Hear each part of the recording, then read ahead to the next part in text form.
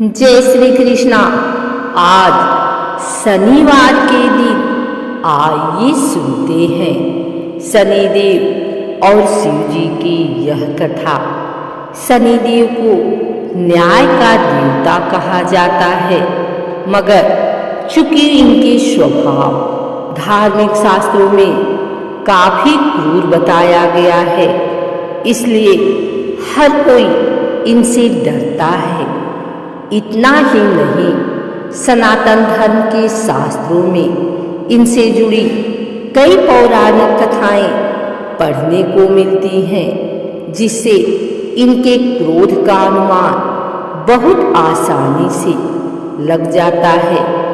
आज हम आपको शनिदेव से जुड़ी एक ऐसी ही पौराणिक कथा सुनाने जा रहे हैं, जिसके अनुसार भगवान शिव ने उनके आगे हार मान ली थी। धार्मिक ग्रंथों में वर्णित कथा के अनुसार प्राचीन समय में एक बार शनिदेव भगवान शंकर के धाम हिमालय पहुँचे।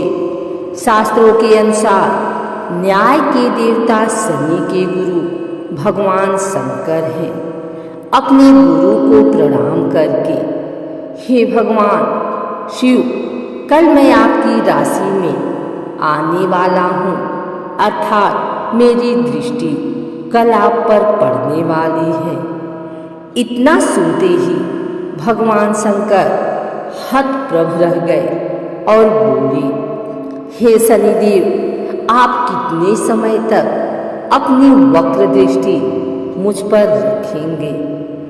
इसके उत्तर में शनिदेव बोले, हे नाथ, कल सवा प्रहर के लिए आपके ऊपर मेरी वक्र दृष्टि रहेगी। जिसके बाद भगवान शंकर चिंतित हो गए और उनकी दृष्टि से बचने के लिए उपाय सोचने लगे। बहुत सोच विचार करने के बाद शिव जी अगले दिन मृत्युलोक चले गए। इतना ही नहीं, शनिदेव की दृष्टि से बचने के लिए शिव जी ने एक हाथी का रूप धारण कर लिया और सवा प्रहर तक उन्होंने यही रूप धारण किया रखा।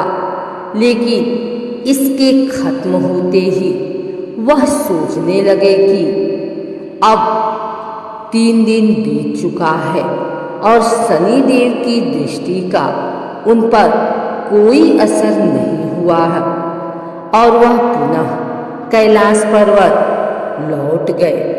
परंतु जैसे ही भगवान शंकर कैलाश पहुँचे, उन्होंने शनिदेव को वहीं पाया। शनिदेव ने हाथ जोड़कर अपने गुरु भगवान शंकर को प्रणाम किया। भगवान शंकर प्रणाम का आशीर्वाद देते हुए बोले, आपकी दृष्टि का मुझ पर कोई असर नहीं हुआ। मगर शनिदेव ये सुनकर बोले कि हे नाथ, मेरी दृष्टि से न तो देव बच सकते हैं और न ही दानव, यहाँ तक कि आप भी मेरी दृष्टि से बच नहीं पाए। शनिदेव की यह बात सुनकर भगवान शंकर हैरान हो गए और पूछा, कैसे?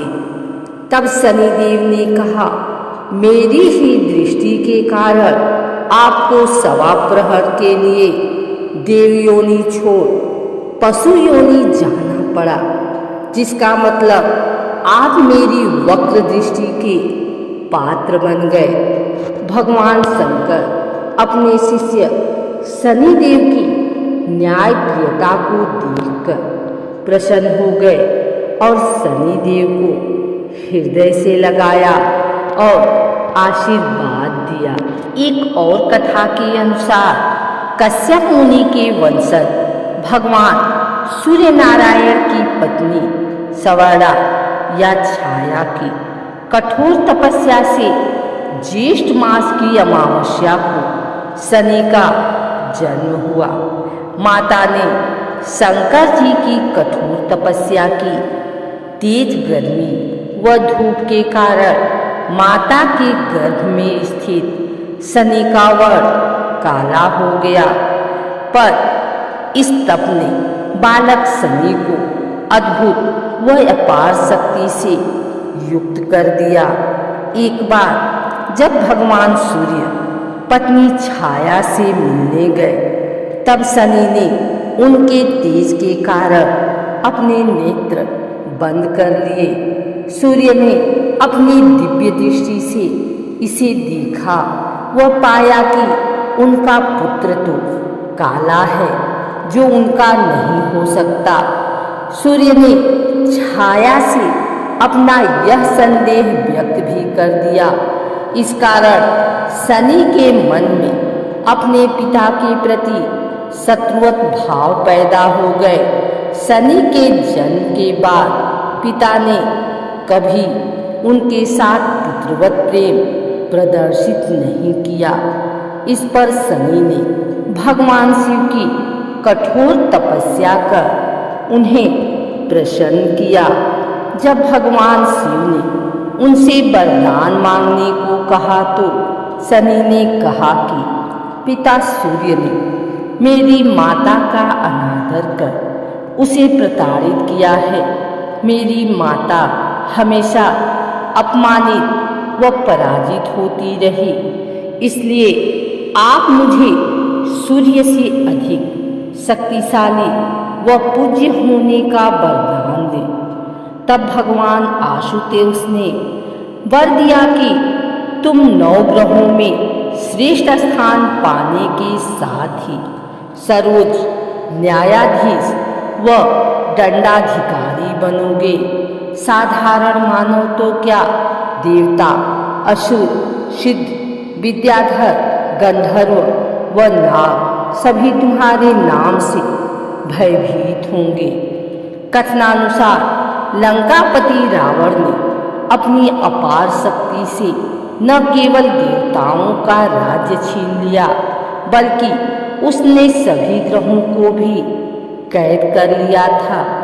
जब मेघनाद का जन्म होने वाला था, तब रावण ने सभी ग्रहों को उनकी उच्च राशि में स्थापित होने का आदेश दिया। उसके भय से ग्रस्त ग्रहों को भविष्य में घटने वाली घटनाओं को लेकर बड़ी चिंता सताने लगी। पर मेघनाद के जन्म के ठीक पहले शनिदेव ने अपने